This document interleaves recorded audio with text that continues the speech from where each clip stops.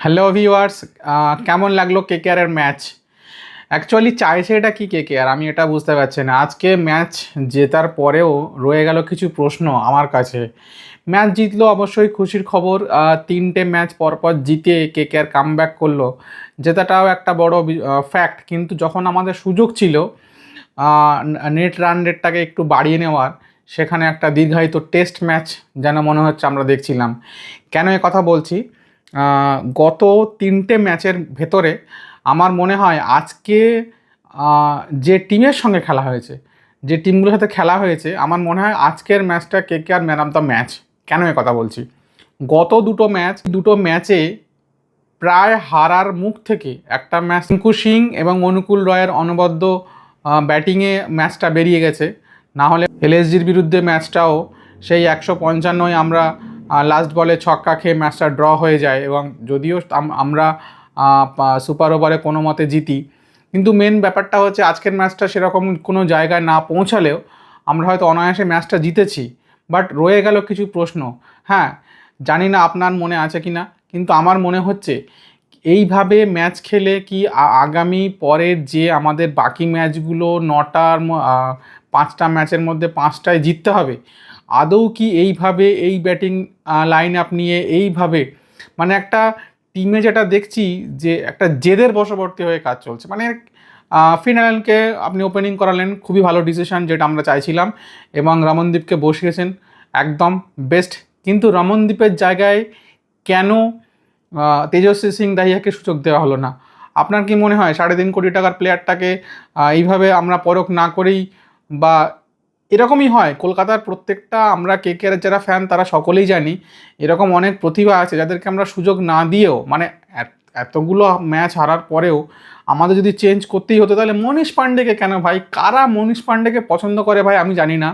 মনীষ পাণ্ডের ভেতরে এখনও কি সেই কি আছে? উনি কি ইম্প্যাক্টফুল ইনিংস খেলেন? এর আগের ম্যাচে খেলেছিলেন ওই কোনো রকমে ভাই, ওই একেবারে রান হয়নি তখন নামিয়ে উনি কি 6 বলে 5টা 6 মারতে পারতেন? তাহলে তো আমরা ওনাকে ফার্স্ট টিমেই খেলাতাম। তেজস্বী সিং দহিয়াকে আমার মনে হয় আজকের ম্যাচে পরিবর্তন হয়েছে বেটার, বাট তেজস্বী সিং দহিয়াকে খেলানোর দরকার ছিল। তাহলে কি হতো? আর এইখানে রাবমান পাওয়েলের জায়গায় অবশ্যই পাতিরানাকে খেলানো দরকার। জানি না টিম ম্যানেজমেন্ট কি বুঝেছে, নাকি আমরাই কিছু বুঝি না। ম্যাচের প্রেডিকশান, মাঠের অবস্থা, আপনাদের কি মনে হয় খুব খারাপ ছিল যে 155 রান, 165 রান ওরা করেছে? সেই 165 রানটা চেস করতে গিয়ে একেবারে 19 ওভার পর্যন্ত টানা। আমাদের তো কপাল ভালো, যখন ওনারা ওদের পাওয়ার প্লেতে 6 ওভারে 71 রান তুলে ফেলেছিলেন, এবং প্রায় 9 ওভারে 105 রান, 1 উইকেট। বরুণ আর নারায়ণ যোগ্য সঙ্গ না দিলে বা উইকেট না তুললে হয়তো এই ম্যাচটা 200 আজকেও পার হয়ে যেত। আমি তো ভাবছিলাম যে আজকে 160 হয়ে গেছে, মানে ওই ব্যাস আমরা গেছি, এরকম একটা ব্যাপারে, মানে এরকম একটা নেগেটিভ চিন্তাভাবনা আমাদের মধ্যে চলে এসেছে। যাই হোক, মেন ব্যাপারটা হচ্ছে যে এই এত কম রানের পুঁজি নিয়ে, মানে আমরা কি 160-65 হলে জিতবো, না হলে জিতবো না। অপোনেন্ট টিমকে যদি এর মধ্যে আটকাতে পারি তাহলে আমাদের ম্যাচটা বেরোবে, না হলে বেরোবে না। এইভাবে আমার মনে হয় না, আমি সমালোচনা করছি না, বাট দেখুন, হায়দ্রাবাদ 5-5টা ম্যাচ জেতার পরেও কিন্তু 4-4টে চেঞ্জ করেছে। সেখানে আমাদের কেকেআর হারার পরেও কোনো রকম চেঞ্জ নেই, যদি বা আজকে দুটো হলো, কিন্তু এমন একটা চেঞ্জ আমার মনে হয় না টিম ম্যানেজমেন্ট কী ভাবছে আর কি করছে আর কি চাইছে। এইভাবে খেললে কি ওরা জিততে পারবে না জিতবে? আমি তো আমার তো মাথায় আসছে না, এইভাবে কি আপনি প্রত্যেকটা ম্যাচ জিততে পারবেন? আমি সেই কনফিডেন্সটা দেখলাম না যে আজকে ঠিক আছে চলো 165 রান, আমরা 10 ওভারে অন্তত 100 রান করবো, তারপরে বা 90 রান করবো, তারপরে একটু অন্তত 15 বা 14 ওভারে যদি রানটা তুলতে পারতাম, কিছুটা হলো নেট রান রেটটা পজিটিভ হতো। তারপরে যখন 4 ওভারে ফিনালেন চলে গেলেন, দেখুন রান করার থেকে ইম্প্যাক্ট ফেলাটা টিমে, আপনার টিমের প্রতি যদি ইম্প্যাক্টফুল ইনিংস কোনো রকম কিছু না হয়, তাহলে আমার মনে হয় না। দেখুন ব্যাটিং লাইনে আমি সেরকম কোনো উন্নতি দেখতে পারলাম না। সেই সেম রাহানে প্রথম 5টা বল 4টে বল ডট খেলছেন, আজকে হয়তো প্রথম বলটা ফুল টস ছিল, আপনি দেখবেন 4 মেরে দিয়েছে, but single single dot dot খেলে যাচ্ছে। সেই 36 বলে 43 রানের ইনিংস একটা। পিচ এমন কিছু খারাপ ছিল না ভাই, আমি এটা বললে মানবো না যে এই পিচে একেবারে বল এত টার্ন করছে বা এত সুইং হচ্ছে কেউ দাঁড়াতে পারছে না, সেরকম ছিল না। চেষ্টা করলে আরেকটু মেরে মানে আরেকটু আগের আরও কয়েক ওভার আগে রানটা তুলে নেওয়া যেত।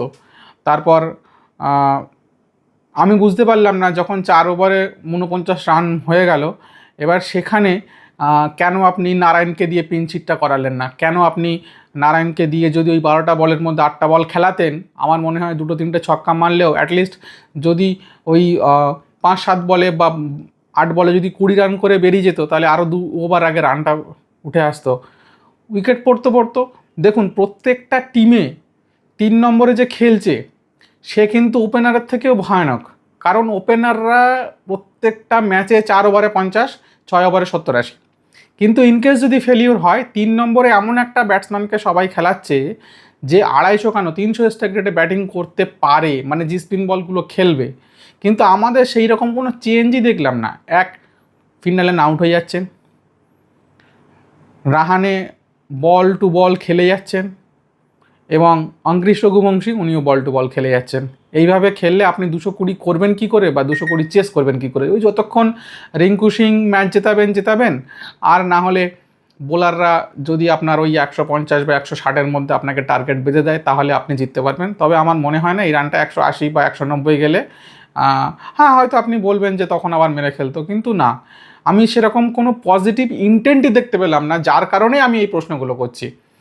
তো আপনাদের কি মনে হয় দর্শক বন্ধুরা, জানাবেন, কমেন্টস করবেন, আদৌ কি সেই রকম কোনো পজিটিভ সাইন আপনারা দেখতে পেলেন, যেখানে একটা বিশাল যে আমরা আজকে পজিটিভ ইন্টেন্ট নিয়ে মাঠে নেমেছি। হ্যাঁ, রামমেন বাওয়াল দুর্দান্ত একটা ক্যাচ নিয়েছেন, যার প্রশংসা করতেই হয়।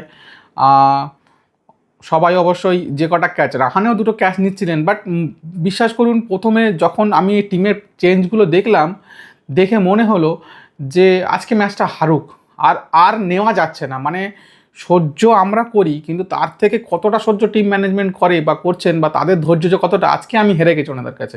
আমি চাইছিলাম আজকে ম্যাচটা হেরে যাক, না হলে হবে না। কারণ 7টা ম্যাচ হারার পরে 2টো ম্যাচ জিতলেন, এই 3টে ম্যাচ জিতলেন। আমি আগের দিন বলেছিলাম সেই একই বৈভব আরোরা সেই সেমভাবে বল করে যাচ্ছেন। ওর থেকে কার্তিক ত্যাগীকে দেখুন, অন্তত চেষ্টা করছে একটা বাউন্স, একটা স্লোয়ার, একটা ইয়র্কার। বৈভব আরোরাকে আমি তো কিছুই খুঁজে পাচ্ছি না, না সুইং, না বাউন্স, না ইয়র্কার। সেই 17 ওভারে স্লগ ওভারে আপনি ওনাকে নিয়ে এসেছেন। কপাল ভালো, উইকেটটা ওদের পড়ে গেছিলো। আজকে ওদের কপালটা খারাপ, আমাদের ভালো ছিল না। কারণ 17 ওভারে যদি ওই ওভারটায় বৈভব আরোরা, আমি ভাবছিলাম যে 140 রান আছে, এবার যদি কোনো রকম 20-22-24 খেয়ে যায়, আর 18, তারপর বাকি 2 ওভারে 170-80 টেনে দিলে কিন্তু কলকাতা তুলতে পারতো বলে আমার তো অন্তত ভরসা নেই। জানি না, এটাও একটা প্রশ্ন, মানে বৈভব আরোরা খেলবেনি, মানে যদি পরের দিন টিম সিলেকশন করতে হয় তো বৈভব আরোরা আর অজিঙ্ক্য রাহানে, মনীষ পান্ডে, আর না হলে রমনদীপ সিং, 4 জন আপনি ধরে রাখুন খেলবেন। মানে আমি বুঝতে পারছি না কি চাইছে এরা। মানে সেই অজিঙ্ক্য রাহানে এবং রঘুবংশী পরপর ব্যাটিংয়ে নামবেন এবং ক্রমাগত স্লো ইনিংস। হ্যাঁ, রাহানে মশাই, আমি ভেবেছিলাম যে আপনার সঙ্গে হয়তো একটু সম্মানের সহিত কেকার বিদায় জানাবে, তবে আমার মনে হয় না। দেখুন, কর্মের ফল, আপনি চেষ্টা করলেন, পারলেন না, ব্যাপারটা আলাদা। দেখুন, যদি মুম্বাইয়ের ম্যাচের দিকে আমরা খেয়াল করি, গতকালকের ম্যাচে মুম্বাই কিন্তু নমনদীরকে ওপেনিং করিয়েছে। ওরা এত চেষ্টা করার পরেও যখন জিততে পারছে না, এটাকে আমি বলবো যে হ্যাঁ, একটু ওদেরও কিছু ভুল হচ্ছে। যেমন সূর্যকুমার যাদবকে খেলানো কন্টিনিউ, এবং ওদের মধ্যেও একটা মতভেদ চলে এসেছে, যার কারণে ভালো প্লেয়ার থাকা সত্ত্বেও ওরা জিততে পারছে না। আমার যেটা ধারণা, কেউ চাইছে না যে হার্দিক পান্ডিয়া, দেখুন দেখতে খারাপ লাগছে সত্যি, মানে যে হার্দিক পান্ডিয়া বা বুমরা বলুন বা অর্শদীপ বলুন, এরা যেভাবে এদের পারফরম্যান্স, এদের একটা সময় মনে হয় একটা ম্যাচে খারাপ গেলে আপনার কিছু মনে হবে না, কিন্তু যদি এরকম পরপর কন্টিনিউ যদি এরকম রান খেতে থাকে, উইকেট না পায়, একটা সময় গিয়ে ওদের মনোবল ভেঙে যেতে পারে। তো সেটা ইন্ডিয়ান টিমের পক্ষে অনেকটা খারাপ।